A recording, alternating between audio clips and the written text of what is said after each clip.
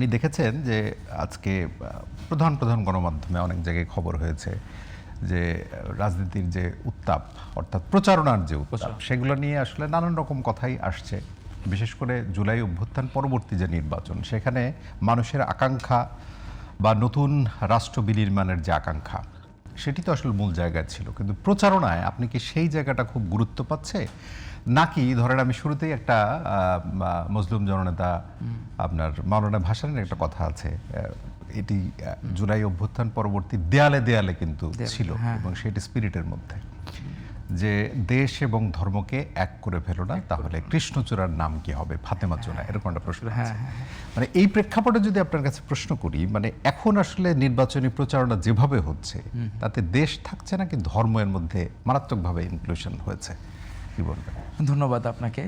আমাদের তো আসলে 24-এর গণ অভ্যুত্থানের আগে ফ্যাসিস্ট হাসিনা যখন ছিল, সে তো হইল বক ধার্মিক স্বাস্থ্য, যে ভোট পাওয়ার জন্য সে তাহাজ্জুদের নামাজ পর্যন্ত পড়ছে, কত কিছু ফ্রেমিং করা, আর আমাদের আপসীন দেশের নেত্রী বেগম খালেদা জিয়া সকল নোংরা কথা বলতো।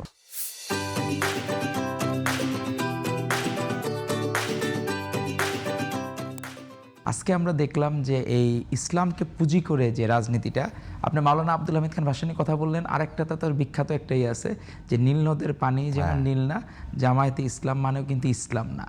তো ইস্যুটা হয়ে গেছে কি যে আপনার ইসলামকে পুঁজি করে যে রাজনীতিটা, এখনকার সবাই খুব সচেতন।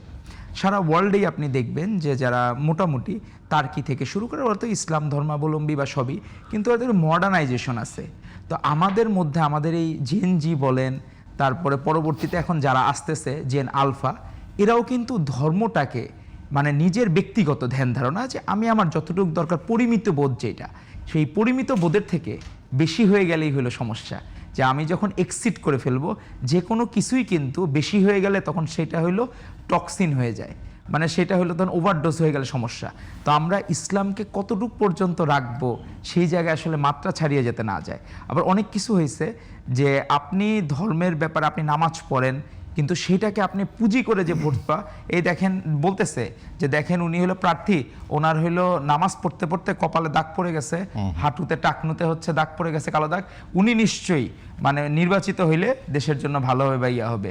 এখন মানুষ তো আর আগের মতো এত অসচেতন না যে আপনার শুধুমাত্র ধার্মিক হইলেই, যেমন আমি নিজেও উমরা করতে যখন গেছি তখন সবচেয়ে বেশি আমি নিজে কথার যে মারপ্যাচটা, যেমন ওইখানে যে বলছিল যে একটা হোটেল আছে নাদাল খলিল, তো আমি ওইখানে যেয়ে দেখলাম 10টা হোটেলের নামে একই নাদাল খলিল।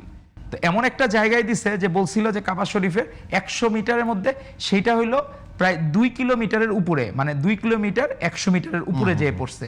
তো তাদের যে কথার এই বিষয়গুলো একটা লেবাস হিসেবে ব্যবহার করা ধর্মকে, তো সেই লেবাস হিসাবে কিন্তু ব্যবহার। আল ভাই একটুখানি আমি যদি বলি, মানে এটি তো আপনি আপনার জায়গা থেকে, জি আপনার পয়েন্ট অফ ভিউ, উল্টো চিত্র তো আছে। মানে কেউ বলছেন যে লন্ডন থেকে একজন মুফতি এসে তিনি ফ্রি ফতোয়া দিচ্ছেন, এরকম কথাও তো আছে। মানে সেটিরই বা কি বলবেন, মানে কেউ কি আসলে ধর্মের জায়গাটাই তো ব্যবহারের দিকে বেশি আগ্রহী আপনার মনে হচ্ছে কিনা, না নিজের জায়গাও যদি আপনি বলেন? না, বিষয়টা হচ্ছে যে আপনি যে জায়গায় ধর্মকে কারা পুঁজি করার বিষয়টা, আমরা তো আর আগে আসে নাই।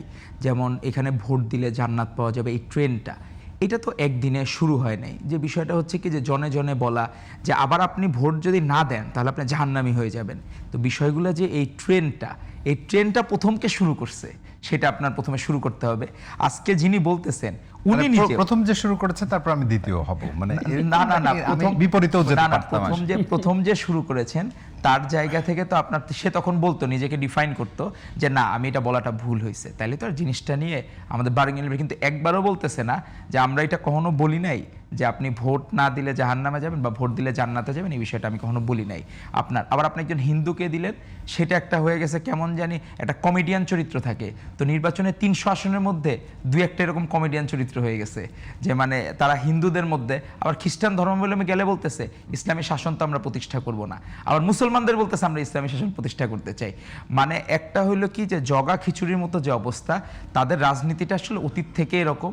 এখন আমাদের ভাইরা এখন মানে এরকম মনে হয় হয় কিনা জাওয়াল ভাই, মানে এইরকম যে জগাখুচুরি আপনি যেটি বললেন আর কি, মানে সেই জায়গায় রাজনীতি করতে হলে নিজেকেও আসলে জগাখুচুরির মধ্যেই নিয়ে যেতে হয়, মানে এর বাইরের আসলে জায়গা বজায় রাখা কঠিন। না, এরকম আপনি কি? আদর্শিক রাজনীতির জায়গা থেকে তো ধরেন আমরা বন্দুকের নলের মুখে যখন ফ্যাসিস্ট হাসিনা বিরোধী আন্দোলন করছি, আপোষ তো করি নাই আমরা। আমাদের অজস্র মানুষ বন্দুকের নলের মুখে সে নিজে ক্রস ফায়ারের শিকার হয়েছে, মামলার শিকার হয়েছে, হামলার শিকার হয়েছে, আপোষ তো করে নাই।